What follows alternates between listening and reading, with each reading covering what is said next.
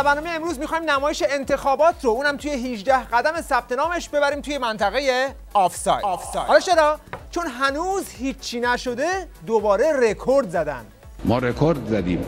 نه، یه رکورد بی سابقه. رکورد زدیم. منم همینو دارم میگم، بی جنبه. به هر حال مهم اینه که یک رکورد تازه در نظام آخوندی به ثبت رسیده.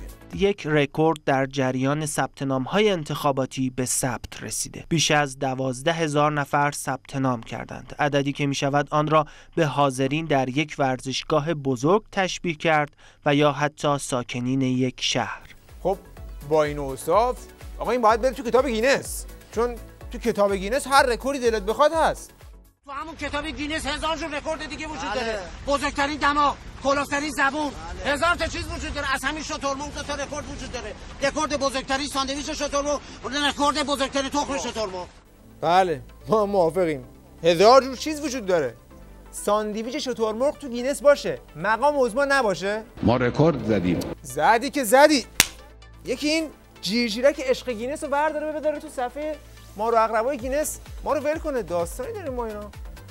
خب حالا برای نمایش انتخابات مجلس 12,000 تا. برای خبرگان چند نفر ثبت نام کردن؟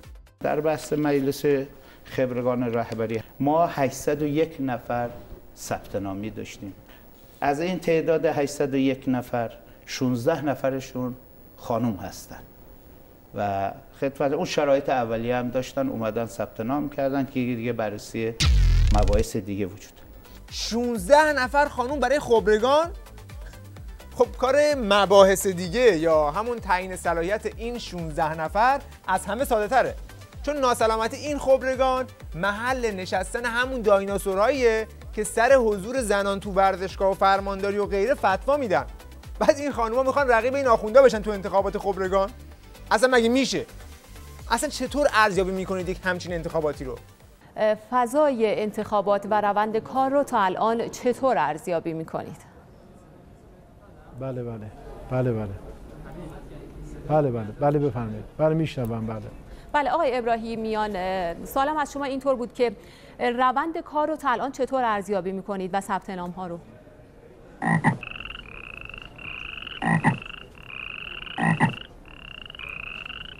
آقای ابراهیمیان صدای من رو دارید؟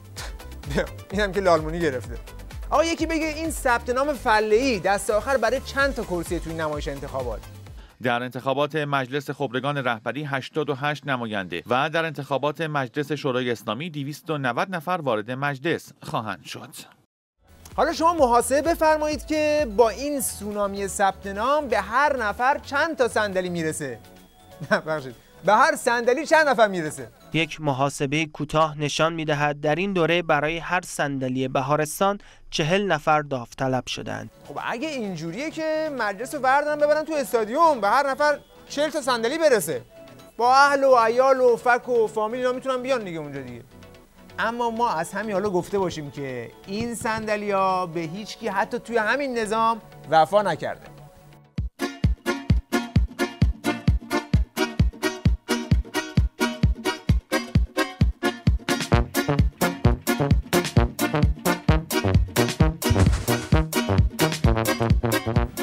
نگفتم صندلی رو از زیر پات میکشن، چون یه سری هستن که توی این نظام با این نوع رکورد زنی‌ها فاز نمیدن.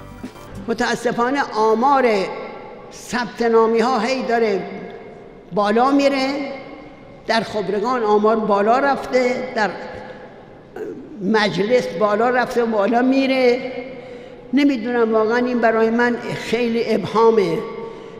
این یکیو همه تو ابهام تعداد شمع‌های جشن تولد جنتی هن. بعد این خودش تو ابهام تعداد ثبت نام کننده هاست. با این امت همیشه در صحنه که می اومدن برای راهپیمایی، این بار اومدن تو صف ثبت نام. چی مشکل داره؟ کار بعدی نیست که کاندید باشن، بیان جلو و شرکت کنن. هستن تو صحنه هستن، خیلی خوبه. والا این 12,000 نفر کار خوبی کردن. شاید هم باید بیشتر شرکت میکردن. بیا تازه میگه کم هم هست، باید بیشتر شرکت میکردن. حالا نظر نمیرالدوله رو بشنویم. مثلا در خبرگان همه اینا که 700-800 نفر که اومدن ثبت نام کردن، همه اینا خودشون مجتهد میدونن یا بعضیاشون یک عبارت عربی به دستشون بدی نمیتونن درست بخونن. یک کتاب عربی بدن دستشون، یک کتاب فقهی نمیتونن بخونن، چرا میان اینجور زحمت درست میکنن؟ عربی برای چی یاد بگیرن؟ آخه مگه میخوام برن دبی جنس بیارن؟ میخوام برن تو استبل ولایت دیگه. اگر اینو آوردن که ابهامات برطرف بشه، واقعا نفر اشتباهی رو انتخاب کردن. چون این همینجوری خودش نمیفهمه داره چی میگه. مورد داشتیم تو همین نماز جمعه.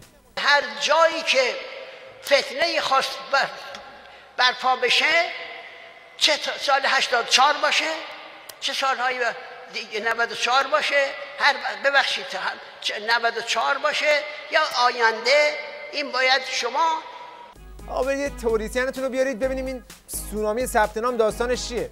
طیف مورد اشاره درباره انگیزه خود از ثبت نام فله‌ای به 2 هدف مشخص اشاره دارند. اولا که امیدوارند با هجوم فله‌ای فرصت لازم برای احراز صلاحیت‌ها را از شورای نگهبان سلب کنند و احتمال بی‌دقتی یا کم دقتی در بررسی‌های ضروری را افزایش دهند. دوم، از رد صلاحیت‌های گسترده به عنوان زمینه‌ای برای هجوم تبلیغاتی علیه نظام بهره‌گیری کنند. آخه شریعت نداری هم شد توریسیان؟ ندارید بگید نداریم. توریسیان میخوای؟ فوکویاما، محصول مشترک ژاپن، ترکیه، آمریکا، 100% ضد ولایت فقیه، ضد آب، بشورو بپوش. یک پژوهشگری است، پژوهشگر و تاریخ نگار به نام فوکویاما. این ژاپنی الاصل، طبقه ترکیه، طبقه آمریکاست. این میگه، من حرف اون دارم میزنم، میگه شما باید ولایت فقیه را بزنید. ولی فقیه که زدن نداره که، الان هر کی از گرد راه میرسه عمود خیمه رو میلرزونه. حالا بگو ببینم ته این برنامه یکی چیه؟ اگر بپرسید چگونه میشود ولایت فقیه را زد، میگویم دقت کنید، میگویم در قانون اساسی اون چه موجب قوام و بقای ولایت فقیه هست شورای نگهبان است. اون داره میگه اگر بتوانید این رکن را از قانون حذف کنید، ولایت فقیه هم در یک رفراندوم از بین میرود. این آدم، این تاریخ نگار میگه، فوکویاما میگه، خطیب جمعه نمیگه. میگه شورای نگهبان هم جز با حمله به نظارت استثبابی از بین نمیرود. فوکویاما گفته اینو؟ اینو که شیخ فرید هر جا میره چپ و راست داره میگه. کسی که باید بگوید صالح هست یا نیست این هیئت‌های اجرایی هستند. شورای محترم نگهبان ناظر، مجری نیست، مجری دولته. پس بگو شیخ فری بچه ژاپن، اهل ترکیه، تبع آمریکا، دکتراش هم که از گلاسگو گرفته، ولی چه فارسی صحبت میکنه؟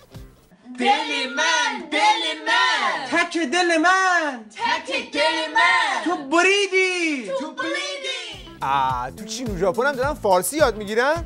نکنه فتنه تو ژاپن هم رفته؟ باور کنید ولی فقیه این رو ببینه میگه اینا هم اصحاب فتنن که میخوان تک دل ولایت رو ببرن. آخر خلاصه کلام اینه که پشت این سونامی ثبت نام وحشت از سونامی فتنه است. اولتیماتوم دادستان کل کشور به کاندیداها برای مرزبندی با فتنه 88. آقای دادستان گفته همه نامزدهای انتخاباتی باید مرزبندی خودشون رو به صورت شفاف و صریح روشن کنن. تو مرحله ثبت نام که بحث اولتیماتومه، دیگه حسابش رو بکن که تو انتخابات چه خواهد شد.